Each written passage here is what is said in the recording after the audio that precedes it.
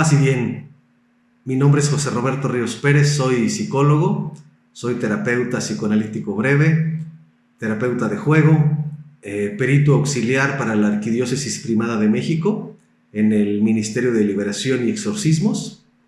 Me desarrollo en la Arquidiócesis de Ecatepec y soy parte de este equipo de formación franciscana en el área de psicología, junto con otros 3 compañeros que me imagino ya tendremos el gusto de conocer, si no es que bueno, ya lo tuvimos. El motivo de esta charla grabada es de entrada darles la bienvenida y por otro lado adentrarnos un poco en este tema de actualidad para la Iglesia, la incursión cada vez más fuerte y formal del área de la salud en la formación humana. Espero que les parezca interesante.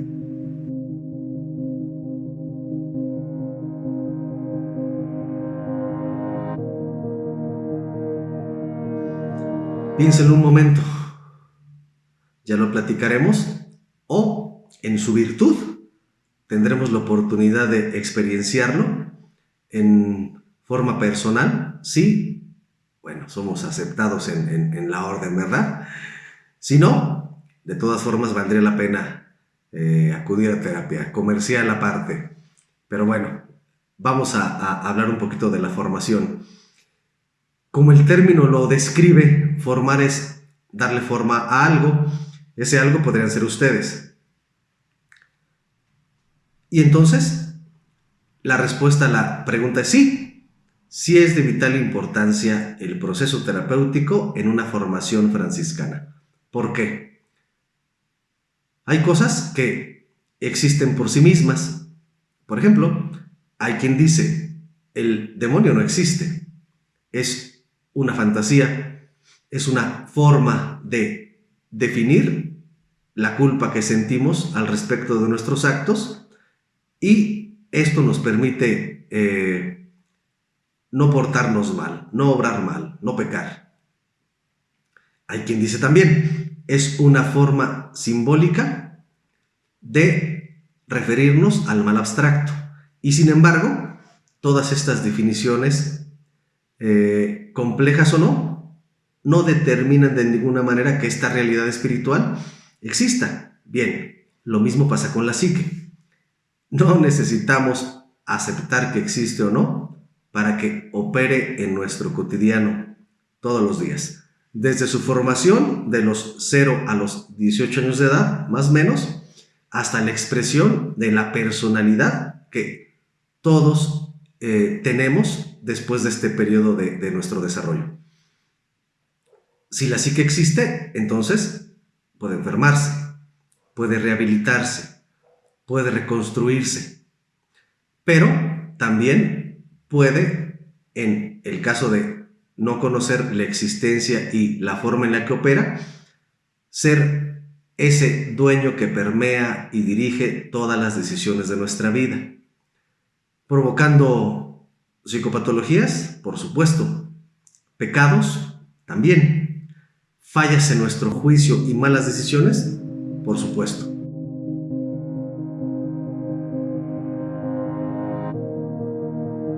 Entonces, ¿la gracia y nuestra buena voluntad bastarán para que no pequemos? Bueno, esa pregunta que se las respondan los frailes. En cuanto a lo que me respecta, les puedo decir que si el receptáculo no está en buenas condiciones, es poco probable que el funcionamiento llegue a buen término. Decía el padre José Antonio Fortea, un exorcista español, en su libro Suma Demoníaca, que una vez intentó exorcizar una limonada, y ¿cuál fue su sorpresa? Que al momento de asperger el agua en el poseso, el efecto no era el mismo que cuando lo asperjaba con agua normal, agua limpia, agua pura, ¿no? Fíjense, decía él, en el mundo espiritual esos detalles son importantísimos. Todo acto, todo objeto, todo pensamiento que se acerque a la plenitud, a la santidad, a lo limpio, siempre será una mejor herramienta para la transmisión de la gracia. Mi intención no es meterme en cosas que no me tocan, no del todo, pero sí me parece que es una excelente metáfora. Nosotros lo vamos a tomar como una metáfora para entender por qué es tan importante que nosotros nos encontremos en condiciones mentales óptimas o lo más cercano a ellas para que podamos ejercer este proceso de formación.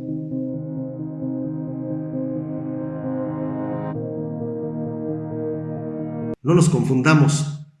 Si para estas alturas nos sentimos confundidos, chicos, creo que tenemos que ir a terapia. Bien, cuando hablamos de esta cuestión de pureza, aterrizado al aspecto humano, nos referimos a que lo que estamos persiguiendo o perseguiríamos es esa calidad de conocimiento de nosotros mismos que va más allá de conocer mis gustos, mis aficiones, mis inclinaciones. Es importante, pero no es lo fundamental. En realidad nos estamos refiriendo a capacitar al yo en el conocimiento de su psiquismo, es decir, cómo conviven en mí esos impulsos, esos instintos, que también opera mi regla moral, mi discernimiento en cuanto a esto puedo hacerlo o no de acuerdo a un contexto, y el ejecutor de este debate interno, es decir, el yo. ¿Cómo funciona todo esto? Siempre que nosotros ejecutamos una acción, solo tenemos conciencia del acto motriz, del acto intelectual o idea o pensamiento y de la parte química, es decir, de las emociones. Pero jamás profundizamos en los motivos inconscientes que nos llevan, por ejemplo, a decidir iniciar una vida franciscana, una vida religiosa. Y entonces, fíjense, en pro de la verdad y la pureza humana, nosotros tendríamos que preguntarnos qué es lo que realmente me está motivando a querer formar parte de una vida religiosa. No estoy aseverando nada, al que le quede el saco ya es información para nosotros, pero fíjense, es importante que lo pensemos porque es algo que tenemos que revisar como parte de este compromiso con nosotros mismos, porque estamos hablando de nuestras vidas y evidentemente con el Señor, ¿no? ¿Cómo que cuál Señor? Pues Dios. Bien. Ahora, hay quien me ha dicho, fíjese doctor, que yo estoy en esta vida religiosa porque en el seminario comían mejor que en mi casa. Fíjense, ¿es algo malo? No. La decisión fue tomada en pro de la vida, de su propia supervivencia. Sin embargo, y eso sucedió, pues el ejercicio de su ministerio pues fue un fracaso, ¿no? A tiempo lo reconoció y no siguió en el camino. Hay quien dice, no me llevo bien con mi familia y necesito amor, y entonces entra una vida religiosa. ¿Está mal? No, pero no es el lugar donde tendríamos que sanear esas necesidades afectivas. Hay quien me ha dicho, me gustan los hombres, y entonces, pues el mejor lugar donde encuentro hombres, pues es ahí, ¿verdad? ¿Está mal? Sí. Ya ahondaremos más al respecto de todos estos temas. Como se darán cuenta, las decisiones que tomamos van más allá de lo que yo piense o sienta, o quiera o anhele. Tendrían que estar sometidas a un verdadero ejercicio de discernimiento que, psicológicamente hablando, un perfecto funcionamiento de las funciones del yo. Por ejemplo, mi capacidad de juicio. ¿Qué tan capaz soy yo de anticiparme a las decisiones que tomo, de ver las consecuencias de mis actos? 2. ¿Qué tanto conozco mis necesidades afectivas? ¿Soy capaz de responsabilizarme de ellas para que en el ejercicio de mi formación no utilicemos este evento en nuestra vida como una forma de resolución o de sustitución de carencias que yo tengo? Fíjense, Esto no solamente es importante en la vida religiosa, es sobremanera importante, por ejemplo, en la formación de un analista, de un psicoterapeuta. Nosotros estamos obligados a tomar psicoterapia y revisar todas esas carencias porque nos dedicamos a trabajar con no computadoras. Digo, está bien, ¿no?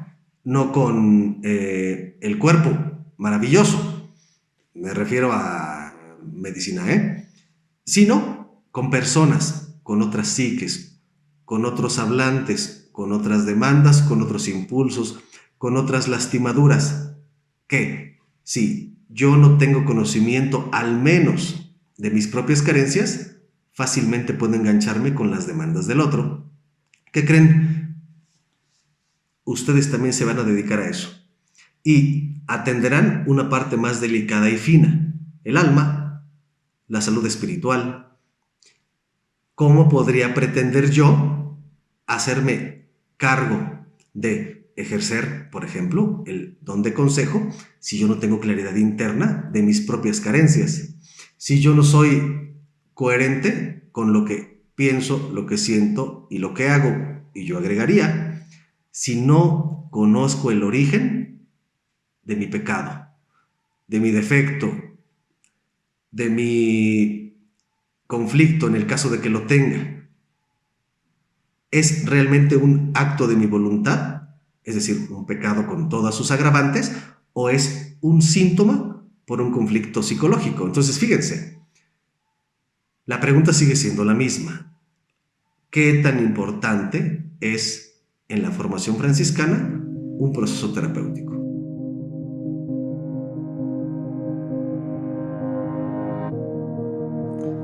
Tampoco se me desanimen, ¿eh? Déjenme comentarles algo para finalizar esta grabación. Para la psicoterapia psicoanalítica y para la psicología en general, la salud no es ausencia de enfermedad. Es más bien la conciencia que tenemos al respecto de esas partes que habitan en nosotros, que existen y que actúan todos los días de nuestra vida en nuestras decisiones. De otra manera no podríamos explicarnos, como dirían los teólogos, por qué hacemos el mal que no queremos y no logramos hacer el bien que queremos. Si hay un error de redacción, bueno, ya que lo corrijan mis hermanos. Lo que estamos persiguiendo no es la perfección humanamente no existe, sino es leída, obviamente, a través del amor. Y el amor empieza con nosotros mismos, no el amor romántico, eso es muy fácil, sino el amor que nos lleva a conocernos a nosotros mismos. Fíjense, intentar querernos y aceptar nuestras limitaciones, pero también nuestras virtudes. Siempre que nos encontremos con una persona que es consciente de sí misma, y eso se ve, chicos, me parece que tendríamos la gran oportunidad de confiar en que es un buen receptáculo, no solamente de la gracia, sino de lo que le tengamos que decir, de lo que nosotros necesitamos ser entendidos y en su momento entender. No perdamos de vista que nuestra labor es fundamental en todas las épocas, en todas las generaciones, y creo que particularmente en la que nos encontramos, es necesario y urgente que nosotros trabajemos también en esa parte humana. Necesitamos conocernos a nosotros mismos para poder conocer al otro. Espero que esta breve charla sea de su agrado, pero sobre todo que nos deje preguntas, porque necesitamos respuestas de nosotros mismos. Si nosotros mismos no estamos claros con lo que queremos, me parece que es poco probable, ¿no?, que escuchemos nítidamente, pues, eso a lo que definimos como llamado. Si es un acto de amor, fíjense, a ustedes y a lo que pretendemos, tener esa claridad antes de tomar una decisión. Me despido deseándoles una muy buena tarde, mañana o noche, no sé a qué hora les pasen este video. Y bueno, espero nos podamos conocer con algunos en algún tiempecito. Paz y bien, hermanos.